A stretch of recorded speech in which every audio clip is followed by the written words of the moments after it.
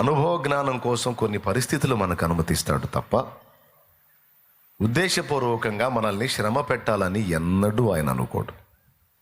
ఎందుకంటే ఆయన మనకి ఒక ప్రేమగల తండ్రి, ఒక ప్రేమగల తల్లి.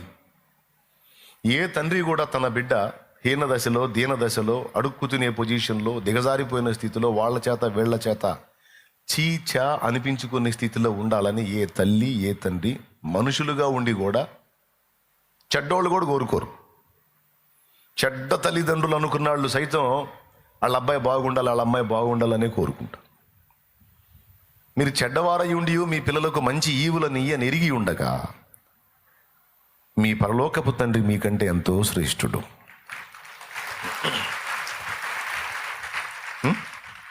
మరి నిశ్చయముగా ఆయన మీకు మంచి ఈవులను ఇచ్చును కదా అంటాడు యేసయ్య. తన కుమారుడు గుడ్డును అడిగితే ఏ తండ్రి అయినా తేలునిస్తాడా? చేపను అడిగితే పామునిస్తాడా? ఇవ్వడు కదా. గుడ్డును అడిగితే గుడ్డే ఇస్తాడు, చేపను అడిగితే చేపన ఇస్తాడు, కానీ గుడ్డును అడిగితే తేలు, చేపను అడిగితే పాము ఇవ్వడు కదా. మళ్ళీ మీరేం మంచి పిల్లలా? మీరంతా ఆదాము సంబంధులు కాబట్టి మీరు చెడ్డవారు. నీతిమంతుడు లేడు, ఒక్కడు లేడు, ఏ భేదమును లేదు, అందరూ పాపం చేసి దేవుడు అనుగ్రహించు మహిమను పొందలేకపోతున్నారు అన్న వచనాల ప్రకారం మీరందరూ తేడానే. కానీ చెడ్డవాళ్ళై ఉండి కూడా మీ పిల్లలు అడిగితే వాళ్ళకి మంచివి, శ్రేష్టమైనవి, ఉన్నతమైనవే ఇవ్వాలని ఆశపడతారు కదా. చెడ్డవారై ఉండి మీరే అలాగా ఆలోచిస్తే మంచివాడైన పరలోక తండ్రి మరి నిశ్చయముగా శ్రేష్టమైనవి ఇచ్చును కదా, ఇచ్చును కదా.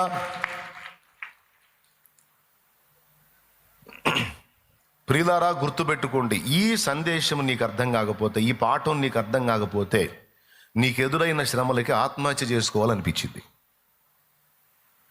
ఏదో ఒకటి చేసుకొని సావాలనిపించింది.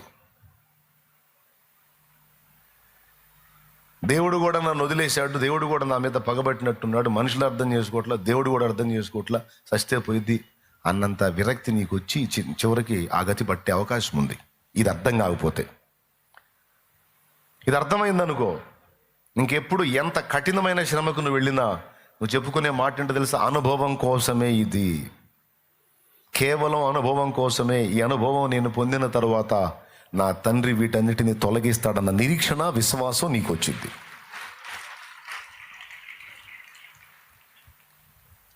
అప్పు మనం తీసుకున్నాం, మనకు అప్పు ఇచ్చినోడు మనల్ని తిడుతున్నప్పుడు, నలుగురిలో నిలదీసి మనల్ని మాట్లాడుతున్నప్పుడు ఆ నొప్పి ఎలా ఉంటుందో మనం అనుభవిస్తున్నప్పుడు ఆవేశం వచ్చింది, కోపం వచ్చింది, బాధ వచ్చింది, బతకాలనిపించదు. నీకెంతో భయపడే నీ భార్య ముందు, నిన్నెంతో గౌరవించే నీ భార్య ముందు నిన్ను ఒక చేతగాని వెధవం చేసి, దద్దమ్మని చేసి వాడు మాట్లాడుతుంటే ఏం సమాధానం చెప్పలేక సిగ్గుతో నువ్వు తల దించుకుంటే అక్కడ నీ భార్య ముందు నీ పరువు పోయి, నీ గౌరవం పోయి, వాడు తిట్టెళ్ళిన తర్వాత ఇంట్లో పోగానే నిన్ను నీ భార్య తృణీకరించి మొత్తం మీద చివరికి నీకు బతుకు మీదే విరక్తి పుట్టింది. నేను అంటున్నాను, దేవుణ్ణి కాపరిగా కలిగి ఉండని వాడవైతే అది వేరే సంగతి. కానీ దేవుణ్ణి, జీవంగల దేవుణ్ణి నీ కాపరిగా నువ్వు కలిగి ఉన్నావు. ఒట్టి కాపరేనా? లేదు కన్న తండ్రి. ఒట్టి తండ్రేనా? లేదు కన్న తల్లి. అమ్మా నాన్న రెండు ఆయనే మనకి.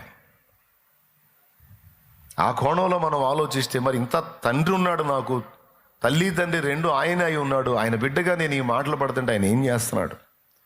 ఏదో ఒక దారి నాకు చూపించవచ్చు కదా, నా చేతికి రూపాయి వచ్చేటట్టు చేయొచ్చు కదా, చేసి వాడు నన్ను ఆ మాటలు అనకుండా చేయొచ్చు కదా. అంటే చేస్తాడు ఆయన, కానీ నీకు అనుభవం కావాలి.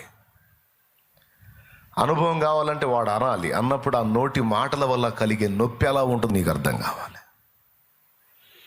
ఆ నోటి మాటల వలన కలిగే నొప్పి నీకు తగులుతున్నప్పుడు నువ్వు గుర్తుపెట్టుకోవాలి, దేవుని సెలవు లేకుండా వాడు నన్ను అనట్లేదు, వాడు అంటున్నాడు అంటే దేవుని సెలవైంది. దావీదును శపింపుమని యెహోవా వానికి సెలవిచ్చాడు. యెహోవా వానికి సెలవీయకపోతే నన్ను ఒక్క మాటని బతుకుతాడా వాడు?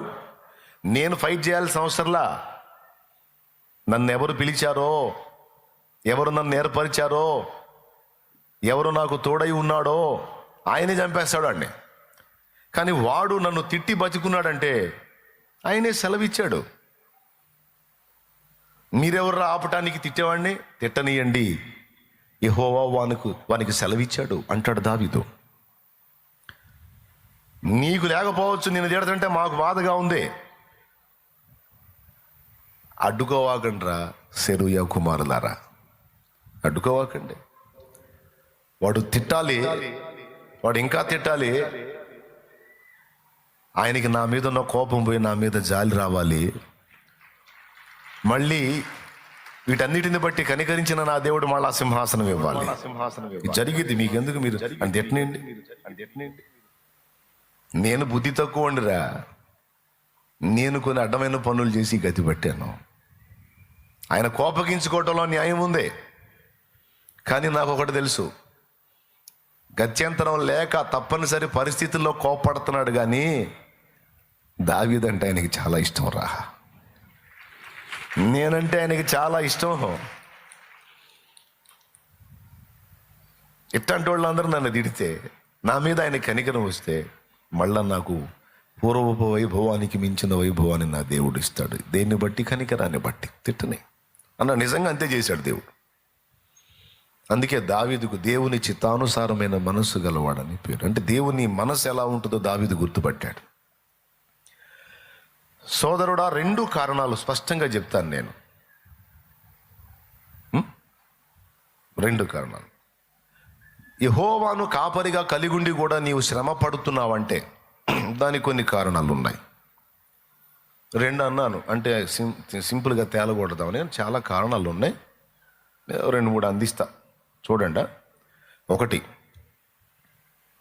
అనుభవ పాఠము మనకి నేర్పడానికి దేవుడు కొన్ని కఠిన శ్రమల గుండా మనల్ని తీసుకెళ్తాడు అనుభవ పాఠం కోసం. సోదరుడా, ఇక్కడ దేవుడు మనకు నేర్పే ఈ అనుభవాలు బాగా వినండి. ఏమండి, శృతి లేకుండా సూటిగా చెప్పేస్తా.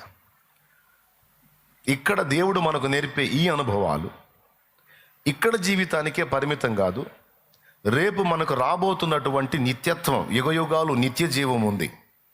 ఆ నిత్య జీవంలో కూడా ఈ అనుభవాలు ఉపయోగపడతాయి. మనల్ని దేవుడు ఇక్కడ సిద్ధపరుస్తుంది ఓన్లీ ఈ భూమి మీద జీవితం కోసం కాదు అని మీరు గుర్తించాలి. దేవుడు ఇక్కడ మనల్ని రకరకాల అనుభవాల గుండా తీసుకెళ్తుంది కేవలం ఇక్కడి జీవితం కోసం మాత్రం కాదు. రాబోతున్న ఆ జీవితం కోసం మనల్ని ప్రిపేర్ చేస్తున్నాడు ఆయన. దీన్ని మనందరం గుర్తించాలి. దీన్ని ఒక పాటలో మెన్షన్ చేశాను, పరిశుద్ధాత్మ ప్రేరణలో ఒక పాటలో దీన్ని పొందుపరిచాను. మీకు గుర్తు రావాలి ఆ పాట ఏదో.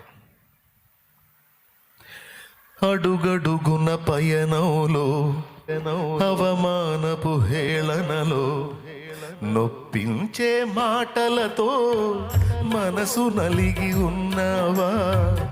అడుగడుగున పయనంలో అవమానపు హేళనలో నొప్పించే మాటలతో మనసు నలిగి ఉన్నావా. మౌనముగా భరిస్తూ కనుల నిండ కన్నీళ్లతో ప్రభుని చూస్తూ ఉన్నావా. నువ్వు నమ్మిన దేవుడు నిన్ను మరచిపోడెన్నడు. అనుభవాల పాఠం కోసం నిన్ను అప్పగించాడు. పొందే ప్రతి గాయం రూపుమాసిపోయే సమయం సంతోషం ఇక ఆసన్నమాయే. వెతుకుతూ ఉన్నావా విడుదల దారే కనరాక. ఉండే ఈ శ్రమలు నీతో ఉండవు కడదాకా. వెతుకుతూ ఉన్నావా విడుదల దారే కనరాక. ఉండే ఈ శ్రమలు నీతో ఉండవు కడదాకా. పాట మీకు తెలుసు, అదిగో ప్రియుని కేక. ఓకే, అందులో అనుభవాల పాఠం కోసం నిన్ను అప్పగించాడు. పొందే ప్రతి గాయం రూపు మాసిపోయే. అంటే ఇప్పుడు నువ్వు పొందే గాయాలన్నీ ఒకనాటికి మాసిపోతాయి పిచ్చోడా, కలవరపడవాకు అని దాని అర్థం. ఈ గాయాలన్నీ తర్వాత గేయాలవుతాయి. అది కూడా ఇంకో పాటలో, గాయాలన్నీ గేయాలుగా మార్చును నీకు యేసయ్య, సాయమిచ్చి హాయినిచ్చి. మీలో కొంతమంది అనుకోవచ్చు, శాల్యం మన దగ్గర రాగానే ముందు ఓదార్పు మొదలు పెడతాడు అని. నేను ఓదార్చడం కోసం చెప్పట్లేదు, నా బాధ్యత చెప్తున్నా. అంటే ఈ మాటలతో మిమ్మల్ని ఏదో కాసేపు ఏదో కాస్త దువ్వి పోనీ అలానే అనుకోండి, ఏదో కాసేపు మిమ్మల్ని దువ్వాను అనుకోండి. ఇప్పుడు పందెంలో కోడి ఉంది కదా, ఫస్ట్ పట్టను వదులుతారు, పట్టు కొట్టుకుంటాయి. 4-5 సార్లు కొట్టుకోగానే బాయ్ ఎత్తుళ్ళు అంటాడు, మళ్ళీ ఎత్తాలా. ఆడుకోండి ఆడెత్తుతాడు, ఈడుకోండి ఈడెత్తుతాడు. ఎత్తినప్పుడు కోడిని ఏం చేస్తాడు? దూతాడా లేకపోతే ఏకలన్నీ ఏం చేస్తాడు? కొంచెం నీళ్లు దాపుతాడు. కొంచెం నీళ్లు దాపి కాస్త దాన్ని అట్టిట్టు గదిలిచ్చి తల మీద కాస్త దువ్వి కాస్త అట్టిట్లా తేరుకునేటట్టు చేసి మళ్ళా బరిలో వదిలిపెడతాడు. ఇప్పుడు మిమ్మల్ని దేవుడు ఆ పనే చేస్తున్నాడు అనుకోండి. ఇప్పుడు 6 రోజులు పందెం కొట్టొచ్చారు అక్కడ. ఇప్పుడు ఆదివారం రాగానే ఇప్పుడు మళ్ళీ ఏం మొదలు పెడతాడని కాస్త నీళ్లు దాపి, అంటే వాక్యం దాపి కొంచెం ధైర్యపరిచి కూటమి అయిపోగానే మళ్ళీ ఎల్లో దించుతాడు అనమాట. మళ్ళీ ఇప్పుడు 6 రోజులు ఫైటింగ్ చేయాలా. దేవునికి స్తోత్రం కలుగును గాక. అర్థమైందా? పోనీ అట్లనే అనుకోండి. కానీ నేను చెప్పేది మాత్రం వాక్య సత్యం, నా సొంత మాటలు నేను చెప్పను. మనకి అనుభవం అవసరం, ఒక్కొక్కళ్ళకి ఒక్కొక్క విధమైన అనుభవం. అందరూ దేవుని బిడ్డలే. మనం ఒక్కటి చూసుకోవాలి, ఆయన చెప్పినట్లు మారు మనసు పొందామా లేదా, ఆయన చెప్పినట్లు బాప్తిస్మం పొందామా లేదా, ఆయన చెప్పినట్లు పరిశుద్ధాత్మను పొందుకున్నామా లేదా, ఆత్మచేత నడిపించబడుతున్నామా లేదా అనేది చూసుకోవాలా. అంతే. అక్కడ నువ్వు బ్యాలెన్స్ అయి దేవునికి అప్పచెప్పుకుంటే ఇక నువ్వు ఆయన గొర్రెవే, ఆయన నీ కాపరి. అన్యులు మనల్ని వెటకారంగా అంటున్నారు, గొర్రె ఒరే గొర్రె గొర్రె అని. మనం గొర్రెలం, వాడు మేక. అర్థమైందా? గొర్రె నిజమే, మనం గొర్రెలమే. ఎందుకంటే వాక్యమే చెప్పింది, నా గొర్రెలు నా స్వరము వినును అని. అయితే గొర్రెలమే కానీ మా కాపరి మనిషి కాదు. సైన్యములకు అధిపతి యెహోవా మా కాపరి. ఆయన దగ్గర 2 ఉన్నాయి, గొర్రె మరియు సింహం. గొర్రె పిల్ల ఆయనే, సింహం కూడా ఆయనే. అదే నైజం మాకు కూడా ఇస్తాడు. ఒక దశలో గొర్రె పిల్లలో, మరో దశలో యూదా గోత్రపు సింహం పిల్లలం. ఈ అనుభవం ఉంది, ఆ అనుభవం ఉంది. కాబట్టి మారు మనసు పొంది రక్షణ పొంది, ప్రభువా ఇక నుంచి నా జీవితం నా చేతుల్లో కాదు నీ చేతుల్లో పెడుతున్నాను, నీ చిత్త ప్రకారం నన్ను నడిపించని ఏనాడైతే నువ్వు అప్పచెప్పుకున్నావో అప్పుడు నువ్వు ఆయన కాపరిత్వం కిందికి వచ్చావు, ఆయన ఆలన పాలన కిందికి నువ్వు వచ్చావు. మొదటి అడుగులో విజయం పొందావు, విశ్వాసిగా మారావు, సక్సెస్. ఇప్పుడు ఎవరు నీకు కాపరి? నోరు తెరిచి అందరూ చెప్పండి. యెహోవా నీ కాపరి, నా కాపరి. యేసయ్య మన కాపరి. మరి ఆయన కాపరిత్వంలోకి వచ్చిన తర్వాత కూడా ఈ బాధలేంది అంటే, ఆ కాపరిత్వంలోకి వచ్చిన తర్వాతనే అసలు అనుభవ పాఠాలు అనేవి ప్రారంభమవుతాయి. బళ్ళో చేరకముందు పాఠాలు ఎందుకు ఉంటాయి చెప్పండి? స్కూల్లో చేరకముందు పాఠాలు ఉంటాయా? ఆడు బజార్లో అమ్మిడి తిరుగుతాడే, చిల్లర పనులు చేసుకుంటా. బళ్ళో చేరినాక కదా పాఠాలు స్టార్ట్ అయ్యేది. ఇక వాడు ఎంత చదువుతూ ఉంటే, ఎంత స్థిరంగా ఉంటే అన్ని తరగతులు పైకి వెళ్తూ ఉంటాడు. కాబట్టి మనం యేసయ్య బడిలోకి, యేసయ్య కాపరిత్వానికి, యేసయ్య టీచింగ్ కిందికి మనం ఎప్పుడైతే వస్తామో అప్పుడు పాఠం స్టార్ట్ అయింది. అది విషయం. ఇక ఎవరెవరికి ఏమేం పాఠాలు నేర్పాలనుకుంటాడో, వాళ్ళ ద్వారా ఎలాంటి పని రేపు చేయించాలనుకున్నాడో, అది భూమి మీద కావచ్చు, అక్కడ కావచ్చు, అవన్నీ మనకు వంట పట్టిస్తాడు ప్రాక్టికల్గా, అనుభవంతో. అంతే తప్ప నీ మీద ఆయనకేమీ పగ లేదు, ద్వేషము లేదు. ఇంకా చెప్పాలంటే నిన్ను అవమానపరిచి ఆనందపడేవాడు కాదు. స్ట్రైట్గా చెప్పాలంటే నిన్ను ఎవడైనా ఏదన్నా అంటే నీకంటే ఎక్కువ ఆయన ఫీల్ అవుతాడు. ఇది కూడా వాక్యమే, నా సొంత మాటలు చెప్పట్లా. నిన్ను ఎవరైనా ఏదైనా ఇబ్బంది పెడితే అంటే నువ్వు పడుతుంటావుగా, నువ్వేదో పెద్ద భారం మోస్తున్నట్టు ఫీల్ అవుతావు. కానీ నేను చెప్పనా, నీకంటే ఎక్కువ నలిగేది ఆయన. తండ్రి ముందు కొడుకుని ఎవడన్నా తిడితే వాడి సిగ్గులేని కొడుకు అయి ఉండి తిట్లు తింటే తినొచ్చు, కానీ తండ్రి గుల్లైపోతుంటాడు. ఎందుకు? ఒక్కొక్క తండ్రి ఉండబట్టలేక ఆ కొడుకుని తిడతాడు, ఆ కొడుకుని తిట్టేవాడిని కూడా తిడతాడు. ఈ దరిద్రుడి వల్ల ఎక్కడెక్కడ ఎదవల చేత నేను మాట పడాల్సి వచ్చింది అంటాడు. ఇంకా పెద్ద పెద్ద మాటలు కూడా జారుతాడు, డాషులు కూడా పెడతాడు. దేవునికి స్తోత్రం. ఎందుకు? ఆయనకే తిట్లు తింటుంది వీడుగా, బాధ ఎందుకు ఆయనకి అంటే తండ్రి కాబట్టి. దీనికి లేఖనాలు మస్తు సాక్ష్యం ఇస్తాయి. నిన్ను నిందించు వారి నిందలు నా మీద పడెను అనే మాట బైబిల్లో ఉందా లేదా? ఎంతమందికి తెలుసు? తెలుసా? నిన్ను నిందించు వారి నిందలు నా మీద పడెను, నిన్ను ముట్టినవాడు ముడుతున్నాడు అనే మాట ఉందా లేదా? సౌలా సౌలా నన్నెందుకు హింసిస్తున్నావు అనే మాట ఉందా లేదా? దేవునికి స్తోత్రం. ఇక్కడ విషయం ఏంటంటే ఏదో నువ్వు నేను మోస్తున్నట్టు ఫీలింగే తప్ప మొత్తం కథ అంతా నడుపుతుంది ఆయన. మనకంటే ఎక్కువ గాయపడేది ఆయన. ఒకప్పుడు తీసేయి, మనం మారు మనసు పొందలేదు, ఆయన తెలుసుకోలేదు, ఆయన సంబంధం కాలేదు. ఇప్పుడు మారు మనసు పొంది ఆయన రక్తం చేత విమోచింపబడి విశ్వాసమును బట్టి పరలోక తండ్రికి కుమారులము కుమార్తెలమయ్యాం. ఇక మనల్ని తిట్టే తిట్లని అడ్డుపోయి తగులుతుంటాయి. అన్ని తింటా కూడా ఆయన నిన్ను దానికి అప్పగించాడంటే నేను చెప్తున్నాను, మళ్ళీ కొన్ని ప్రత్యేకమైన కారణాలను బట్టి అప్పచెప్పాడు. వాటిలో మొట్టమొదటిది ఏం చెప్పాను? దీపం వెలుగుతూ ఉంటే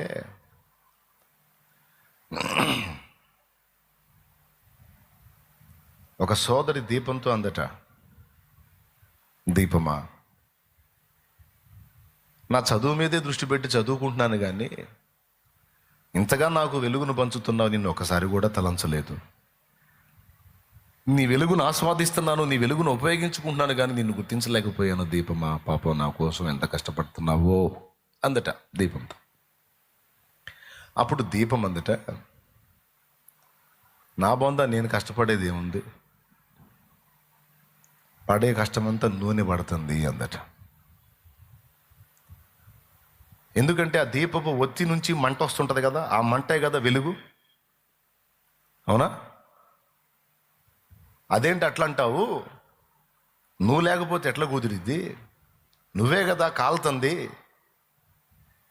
అని ఆ ఒత్తినంటే, నేనా ఓ పని చేయి, ఈ నూనెలో నుంచి నన్ను తీసి బయటయి, ఆ నిప్పుతో సహా ఈ నూనెలోంచి నన్ను తీసి బయటయి, క్షణాల్లో కాలిపోతాను.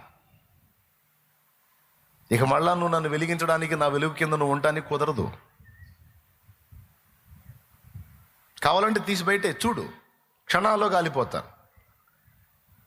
కానీ నన్ను నూనెలో ఉంచు, కనబడుతుంది నేనే, కానీ నా లోపలికి ప్రవహించి అగ్నికి ఆహుతవుతుంది నూనె, కానీ నేను కాదు.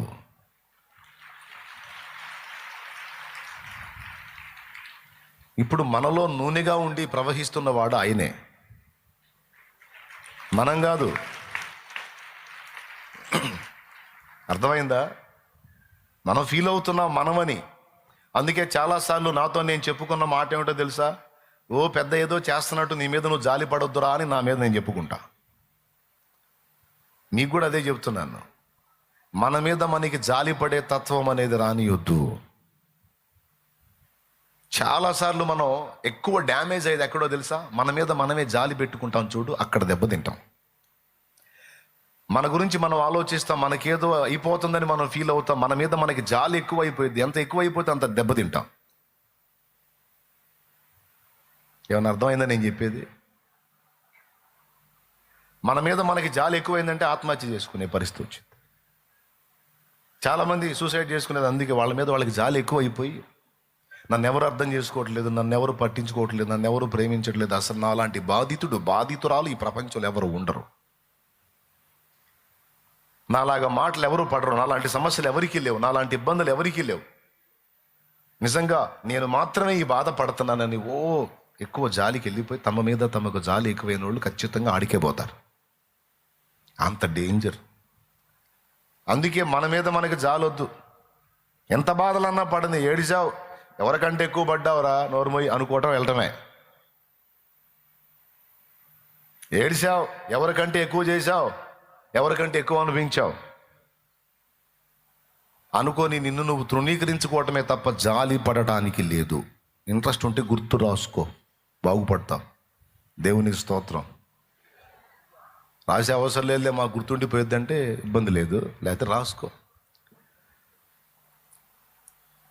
వెలిచూపులకు నువ్వు కనపడుతున్నావు కానీ మోత మోసేదంతా ఆయనే. అది వాక్యం చెప్తున్న సత్యం. లేకపోతే నువ్వు ఎదుర్కొన్న శోధనలకి, నువ్వు ఎదుర్కొన్న బాధలకి నీ పక్షాన దేవుడుండి నిన్ను చంకనెత్తుకోకపోతే ఇన్నాళ్ళ నీ విశ్వాస యాత్ర అస్సలు సాగదుగాక సాగదు.